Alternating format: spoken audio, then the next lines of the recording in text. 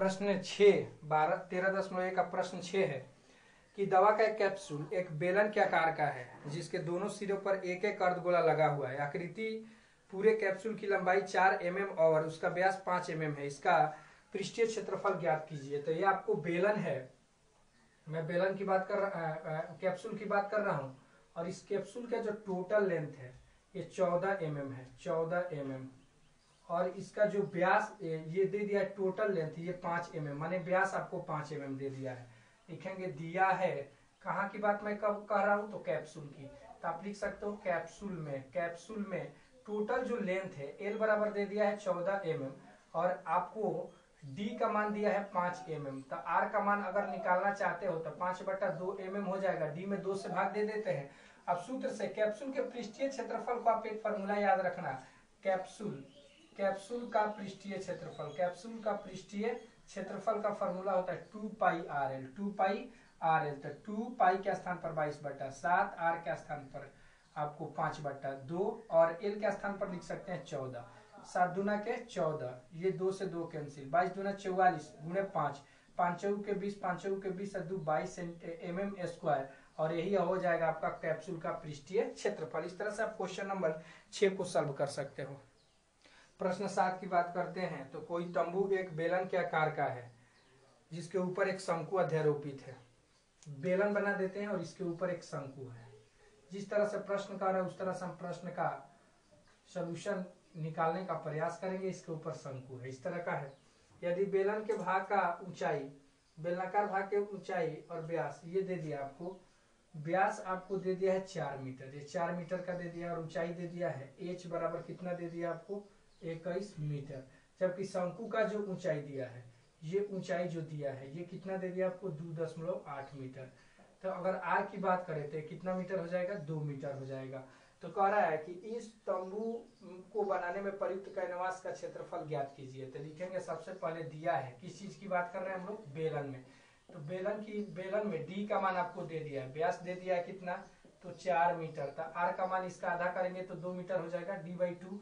H का मान कितना दे दिया है 2.1 मीटर। तो अगर आपसे कोई पूछे कि अगर यहाँ पे शंकु की बात करें तो शंकु में किस चीज की बात दे दिया है, R बराबर 2 मीटर और H बराबर कितना हो जाएगा आपको 2.8 मीटर। हम किसका वैल्यू निकाल देते हैं, L का। L बराबर R का स्क्वायर प्लस क्या होता है, H का स्क्वायर करते हैं। इस तरीके से हम किसका वैल्यू निकालने का प्रयास करेंगे, तिर्यक ऊंचाई दे दिया, ये आपको L तिर्यक ऊंचाई दे दिया है। तो यहाँ पे L आपको तिर्यक ऊंचाई ज्ञात नहीं करना है, तिर्यक ऊंचाई दे दिया। अब दे दिया है तो आप आसानी से कैनवास का क्षेत्रफल निकाल सकते हो। कैनवास का पृष्ठीय क्षेत्रफल, कैनवास का कौन क्षेत्रफल, पृष्ठीय क्षेत्रफल। तो कैनवास का पृष्ठीय क्षेत्रफल कैसे निकालेंगे, तो बेलन का पृष्ठीय क्षेत्रफल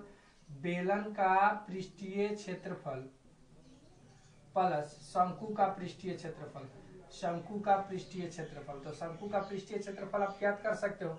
चलिए, बेलन का पृष्ठीय क्षेत्रफल कितना है, फॉर्मूला क्या होता है, 2πRh।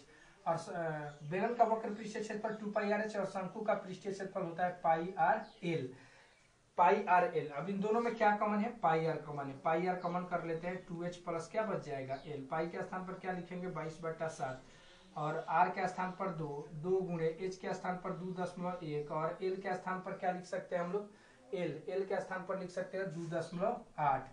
आप इसको अब ये 22 कितना हो जाएगा आपको 7, चलिए गुणे 2, इसको गुणा करेंगे तो 4.2 आएगा प्लस 2.8। 4.2 में 2.8 को जोड़ेंगे तो कितना आ जाता है, आप देखेंगे तो आएगा 7.0। तो 0 तो हट जाएगा इस तरह से भी, 7 एकम 7, 22 दूना 44 आपको मीटर स्क्वायर, एक कैनवास का पृष्ठीय क्षेत्रफल हो जाएगा। अब इसमें आगे कह रहा है कि 1 मीटर स्क्वायर का खर्च जो है वो 500 रुपया है। तो चूंकि 1 मीटर स्क्वायर का खर्च कितना है, तो 500 रुपया है। आप यहाँ पे लिख सकते हो 500 रुपया। तो अगर कोई कहता है कि 44 मीटर स्क्वायर का खर्च कितना हो जाएगा, तो 500 गुणे कितना हो जाएगा 44, 00 5 के 20, 5 के 20 22 रुपया। आई आपका फाइनली 22 रुपया आंसर हो जाएगा। इस तरह से आप क्वेश्चन नंबर 7 को भी हल कर सकते हो। प्रश्न संख्या 8, ऊंचाई 2.4 सेंटीमीटर और व्यास 1.4 सेंटीमीटर वाले एक ठोस बेलन में से इसी ऊंचाई और व्यास वाला एक शंक्वाकार खोल काट लिया जाता है। शेष बचे ठोस के निकटतम वर्ग सेंटीमीटर में पृष्ठीय क्षेत्रफल ज्ञात करें। तो ये आपको दे दिया है बेलन, इसी में से शंकु काटा जा रहा है। ये आपको बेलन दिया है और बेलन में से क्या आपको काट लिया जा रहा है, शंकु काट लिया जा रहा है। ये शंकु काटा जा रहा है, ये बाहर निकाल लिया जाता है। तो आपको क्षेत्रफल निकालना है, तो ये ऊपर वाला क्षेत्रफल शेष रह जाएगा, वक्र पृष्ठीय क्षेत्रफल रह जाएगा, और शंकु का आपको वक्र पृष्ठीय क्षेत्रफल आपको रह जाएगा। तो उसी चीज को हम निकालने का प्रयास करेंगे, लिखेंगे दिया है। दोनों की बात करते हैं, बेलन और शंकु। बेलन में, तो बेलन में बात करें तो h का मान 2.4 सेंटीमीटर दे दिया, जबकि d का मान दे दिया 1.4 सेंटीमीटर और r का मान हो जाएगा 0.7 सेंटीमीटर। शंकु की बात करें तो शंकु में r का भी मान सेम हो जाएगा 7 सेंटीमीटर, h का मान हो जाएगा 2.4 सेंटीमीटर। इसमें हमें l निकालना होगा, तो l बराबर क्या हो जाएगा, r का स्क्वायर प्लस h का स्क्वायर। फॉर्मूला होता है तो 0.7 का स्क्वायर प्लस 2.4 का स्क्वायर, इसको हम लोग स्क्वायर करते हैं, 7 7 49, 0.49 और ये 5.76 आएगा। इनको जोड़ेंगे तो आएगा 6.25 और इसका वर्गमूल निकालते हैं तो आता है 2.5 सेंटीमीटर। अब हमें क्या निकालना है, तो वक्र इससे शेष भाग का क्षेत्रफल। तो शेष भाग का क्षेत्रफल अगर हम निकालें, शेष भाग का क्षेत्रफल, तो किस किस चीज को जोड़ना पड़ेगा, तो यहाँ पे शंकु का वक्र पृष्ठीय क्षेत्रफल, शंकु का वक्र पृष्ठीय क्षेत्रफल, शंकु का वक्र पृष्ठीय क्षेत्रफल प्लस आप लिख सकते हो बेलन का वक्र पृष्ठीय क्षेत्रफल, बेलन का वक्र पृष्ठीय क्षेत्रफल प्लस इसमें एक और आधार का पृष्ठीय क्षेत्रफल, बेलन के आधार का पृष्ठीय क्षेत्रफल, बेलन के आधार का पृष्ठीय क्षेत्रफल भी निकालना पड़ेगा। शंकु का पृष्ठीय क्षेत्रफल पाई आर एल और बेलन का वक्र पृष्ठीय क्षेत्रफल 2 पाई आर एच और आधार का क्षेत्रफल क्या हो जाएगा, पाई आर स्क्वायर। ये हो जाएगा वक्र आधार का पृष्ठ। अभी दोनों में क्या कॉमन करेंगे, पाई आर, तो बचेगा एल, यहाँ पे क्या बचेगा 2 पाई आर कॉमन कर लिए, एच पाई आर कॉमन कर लिए, क्या बचा आर, पाई आर यहाँ पे लिख देंगे एल का वैल्यू देखेंगे आप, तो एल का वैल्यू 2.5 है प्लस 2, एच का वैल्यू कितना है, तो एच का वैल्यू 2.4 है और आर का वैल्यू कितना हमने फाइंड आउट किया था 0.7। चलिए इसको कर देंगे 22/7 और गुणे 0.7, ये 2.5 हो जाएगा, इसको गुणा करेंगे 4.8 और 0. कितना आ जाएगा 7, ये 0.1 बार में काटेंगे तो मल्टीप्लाई करेंगे तो 2.2 आ जाएगा। इसको ऐड कर देते हैं तो आप 8 7 15 15 5 20 के 0 और 4 2 6 और 2 8 इतना आ जाएगा, यानी 2.2 गुणे 8 दूना के 16, 8 दूना के 16 और कितना आ जाएगा 17 सेंटीमीटर स्क्वायर में आप इसको लगभग आंसर लिख सकते हो।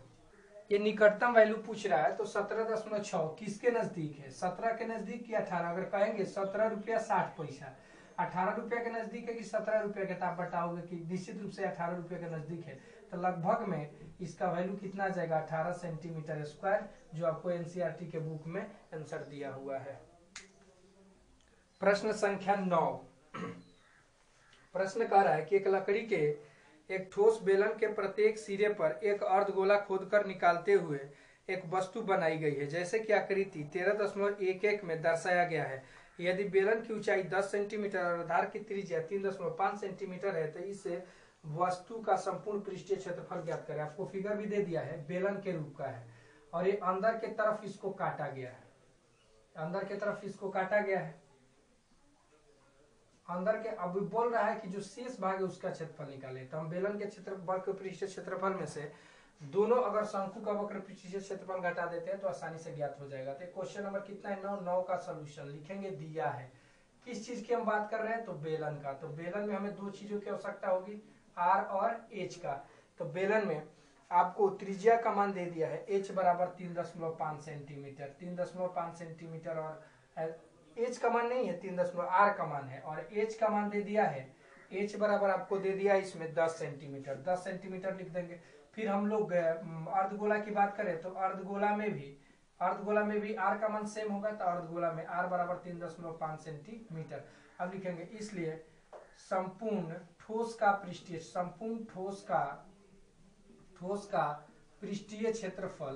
पृष्ठीय क्षेत्रफल बराबर बेलन का वक्र पृष्ठीय क्षेत्रफल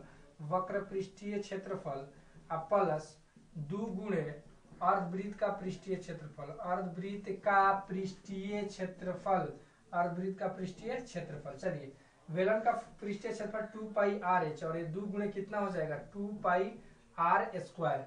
तो 2 पाई आर एच प्लस 2 दूना के 4 पाई आर स्क्वायर, दोनों में क्या कॉमन करेंगे तो 2 पाई आर कॉमन करेंगे, तो एच प्लस क्या बचेगा आर आपको बचेगा। ये 2 गुणे 22/7 और आर के स्थान पर कितना लिखेंगे 3.5। एच का मान कितना है 10 और आर का मान 3.5, इसको 7 5 35। अब इसको मल्टीप्लाई करेंगे तो ये 2 गुणे 22 गुणे 0.5 और इसको भी मल्टीप्लाई करेंगे 13 कितना जाएगा आपको 5। तो इसमें 22 दूना 44, 44 में 0.5 से गुणा करेंगे तो 22 ही आएगा, और यहाँ 13.5। अब इसमें गुणा करो 22 5 110, हाथ में 11, 22 66 और 11 कितना हो जाएगा आपको 77 हो जाएगा। और 22 से कम 22, 22 7 कितना हो जाएगा तो 22 7 29 हो जाएगा। 22 5 110, हाथ में 11, 22 66 और 11 77, तो 297 के आसपास आपको आएगा। यहाँ पे एक माइनर मिस्टेक हुआ है, यहाँ पे 2r बचेगा, 2r अब सुधार लेंगे। तो 2 से मल्टीप्लाई करते हैं तो कितना बच जाएगा, तो आप इसको मल्टीप्लाई करेंगे तो ये फाइनली आपको बचेगा 10 + 7, 10 7 से जोड़ेंगे कितना आ जाएगा आपको 17, 17 में इसमें गुणा करते हैं, 17 दूना के 34 और 17 दूना के 34 3 37, 374 सेंटीमीटर स्क्वायर, और यही आपका क्या हो जाएगा फाइनली आंसर। इस तरह से आप 13.1 को समाप्त कर सकते हो।